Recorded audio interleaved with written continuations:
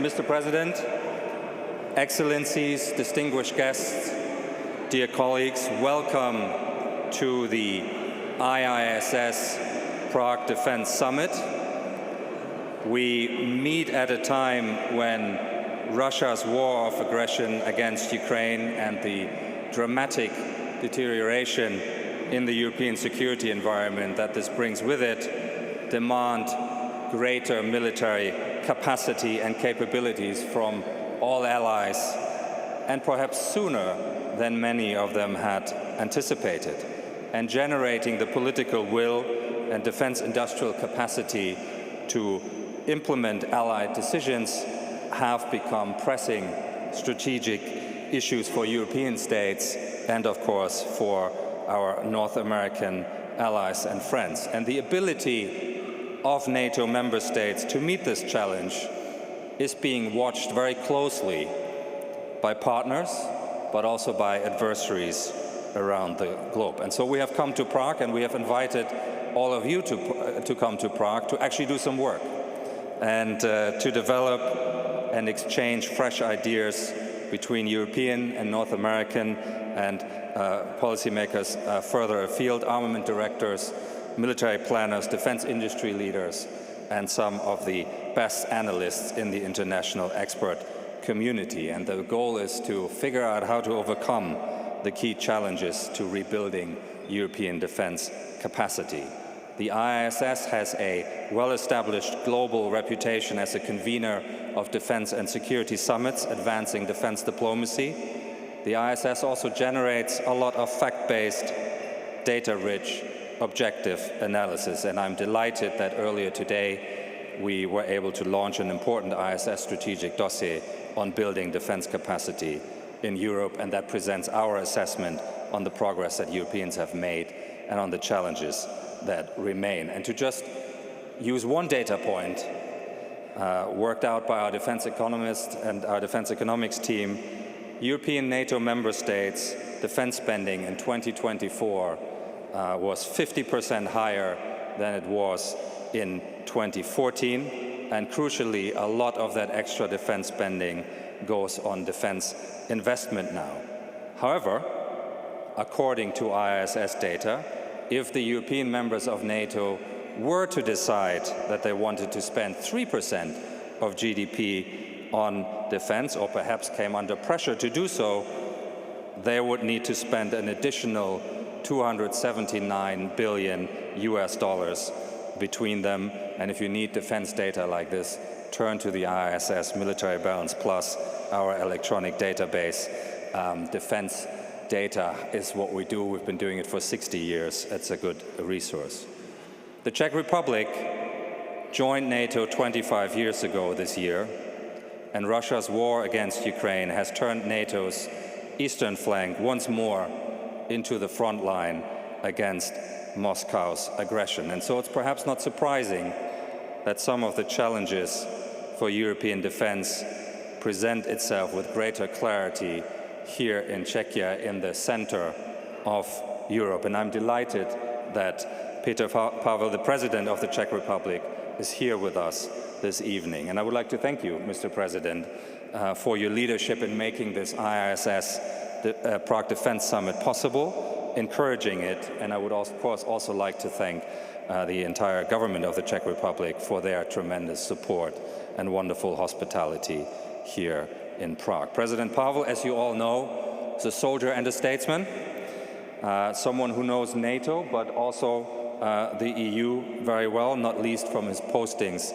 as chairman of the NATO Military Committee from 2015 to 2018, and previously as the deputy military representative of the Czech Republic to the EU. And President Pavel, as I'm sure you all know, has spoken with great strategic and clear strategic vision and with clear principles on some of the most pressing matters of European security. But also importantly, he has demonstrated the agility that is required for all good strategy to have practical and measurable effect. And it is a true honor to welcome you here this evening. President Pavel, the floor and this podium is yours. We're looking forward to your remarks. Thank you very much.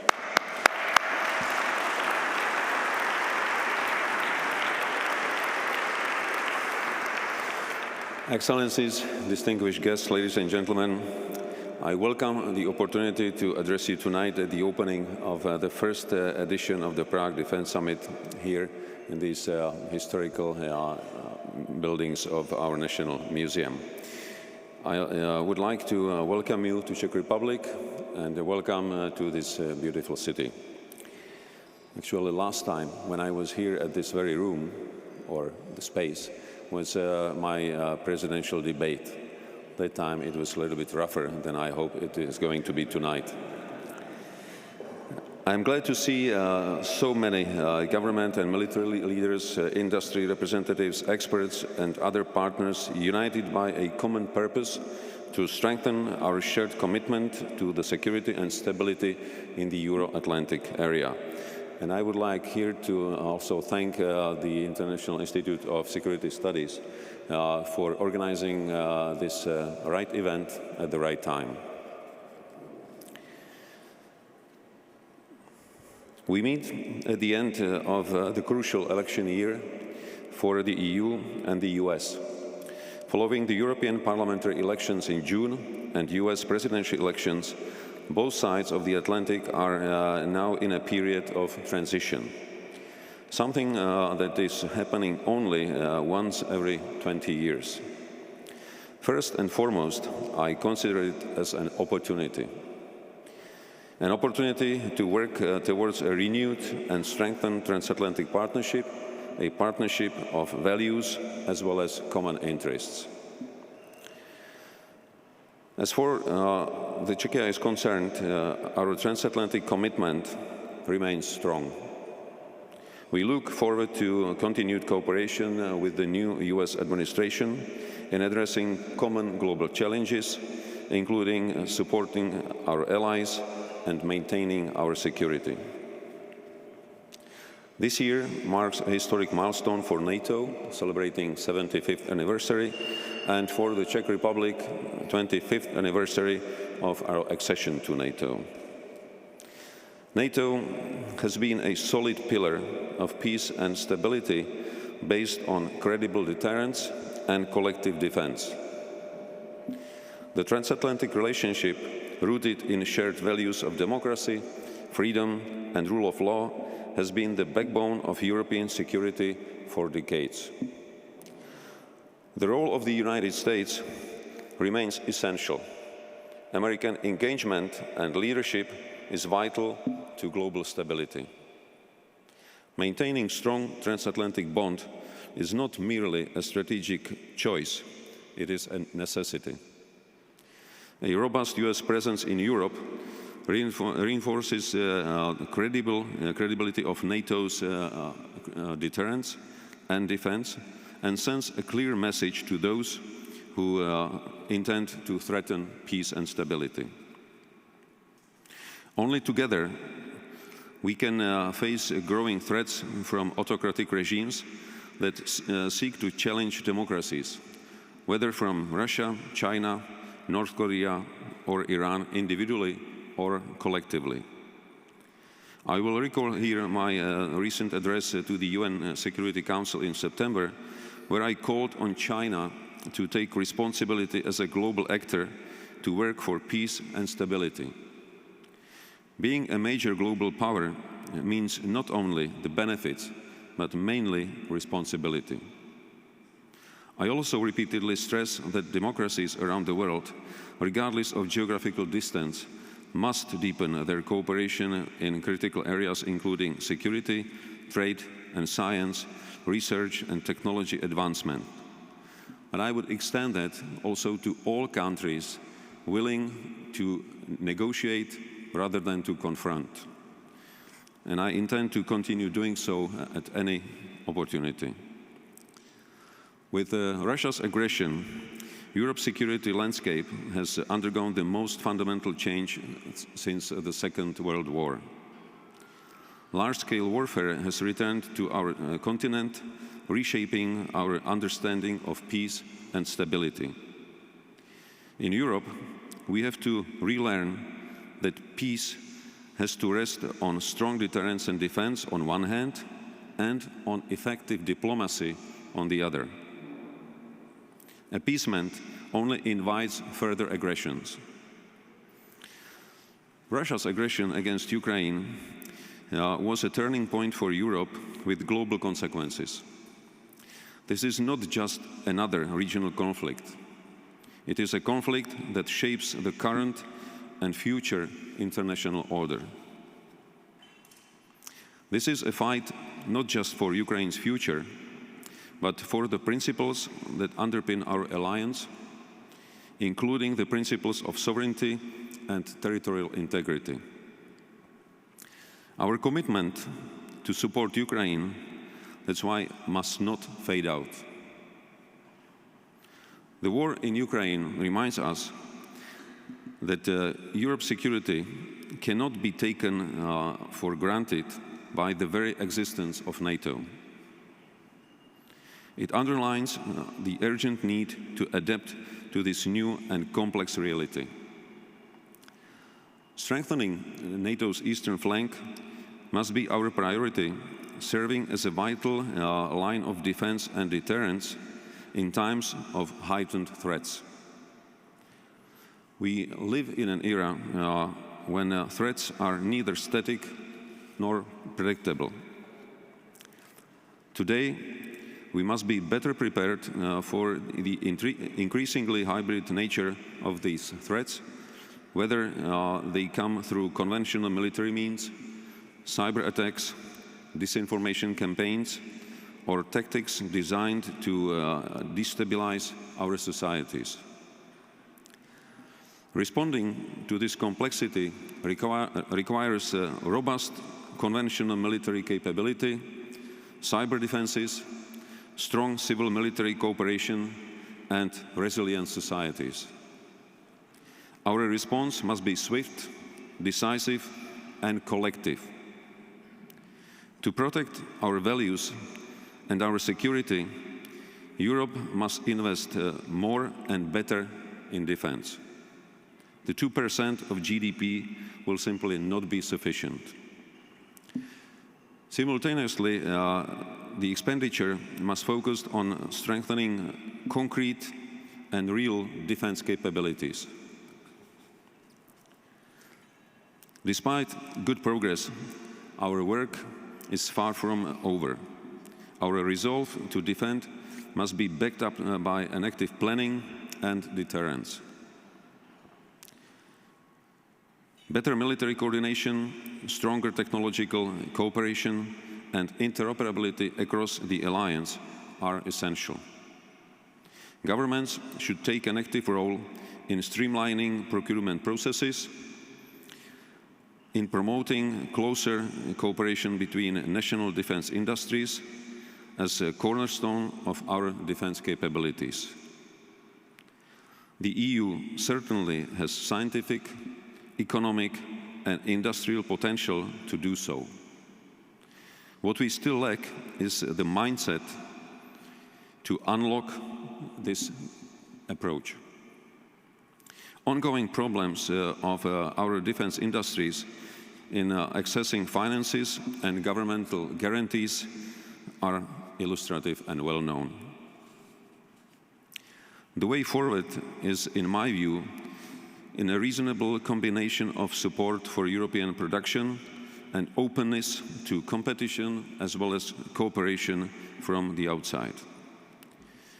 During your conference, you will discuss many of these issues. Besides, we must not overlook the importance and potential of emerging technologies, such as artificial intelligence, quantum computing, autonomous systems, or advanced cyber capabilities. These will be central to our capability to defend our way of life and our countries.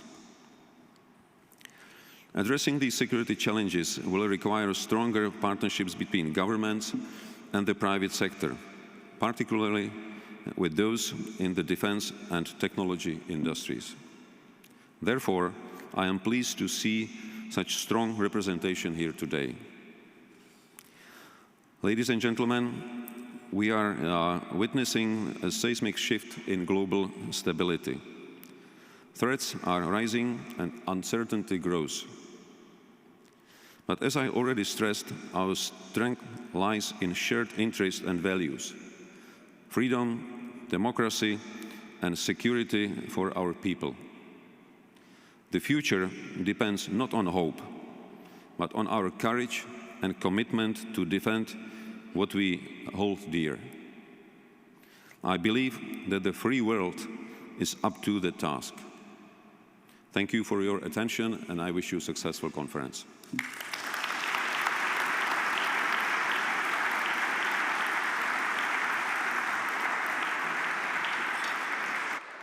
President Pavel, thank you very much. We won't, I promise we won't have a presidential debate now, but you kindly have agreed to address a few questions, and we will be able to take one or two questions from the audience in a minute as well. So get ready. There are roving microphones in the room. So if you like to make a comment, ask a question, do get ready. But Mr. President, I wanted to ask you. You know, we wanted to address the key issue that will be on people's minds, which is the result of the U.S.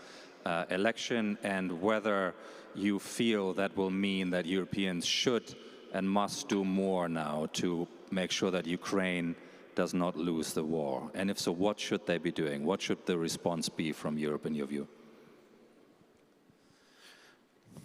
I would start by saying that Europe will have to do more together, regardless of what would be the result of American elections. With President Trump, we will probably have to do it faster. And with the experience of his first term, when he came to NATO with a shocking message that the United States wouldn't defend anyone who is not paying enough, we were shocked because we were not used to that kind of approach. But at the same time, there were some American friends who told us, just try to detach the man from the message. And we did it. And of course, the message was absolutely right. Only predecessors of Donald Trump were presented in a much more comfortable way. And that was the reason why most probably European allies were not listening with such an attention. Now we will have to wait what will be the actual policies of new administration vis-à-vis Ukraine, vis-à-vis Europe, NATO.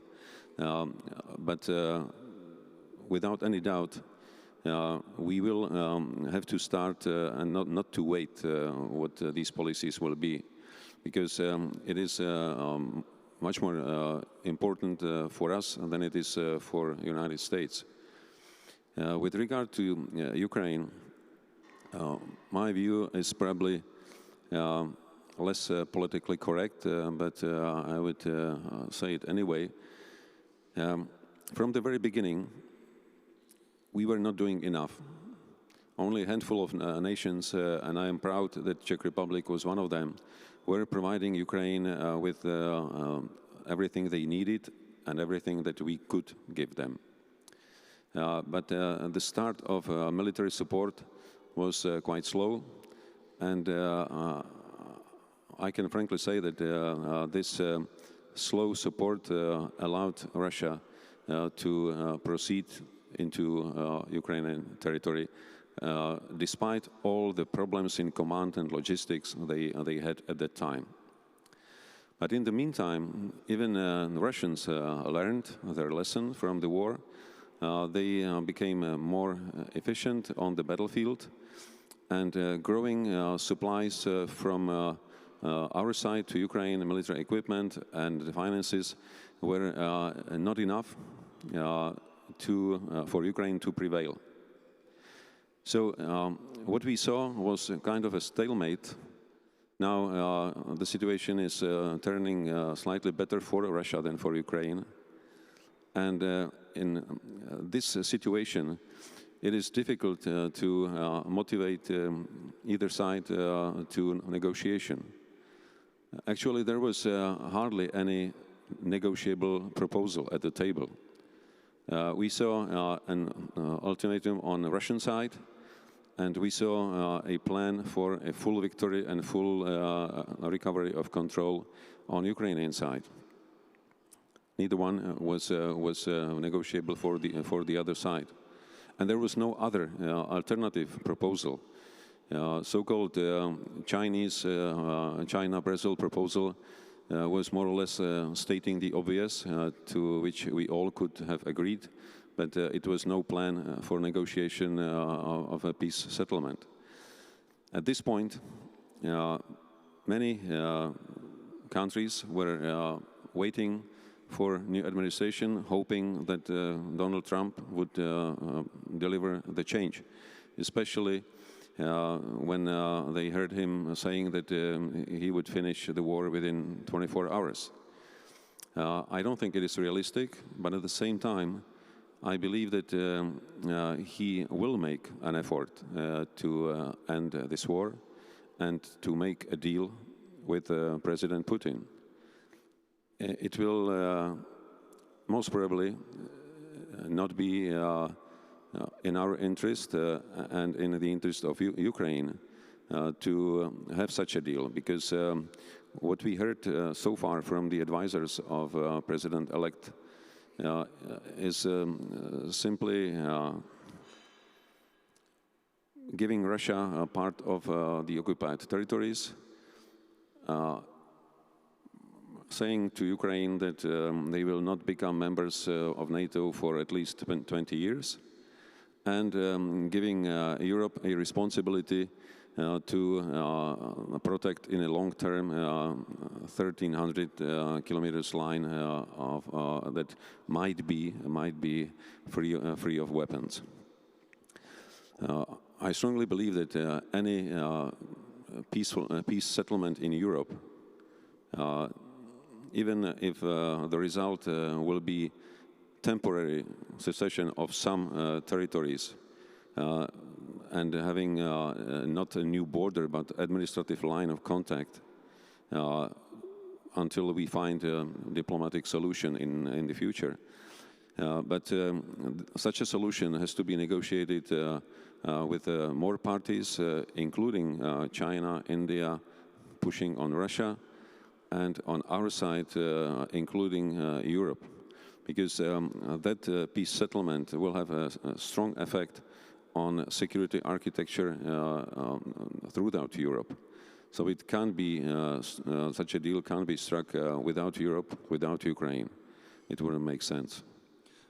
Thank you very much, Mr. President. If I might ask you one more question before I see whether we have a question from the audience. You mentioned in your speech several areas of technology that obviously that will be quite important for future capability. And one of the challenges that we're debating at this event, at this summit, and that will be on many people's minds, is what Europeans could be doing and should be doing to speed up the pace of defense innovation. Is this primarily technology a question for you, or what are the areas that Europeans might want to focus on there?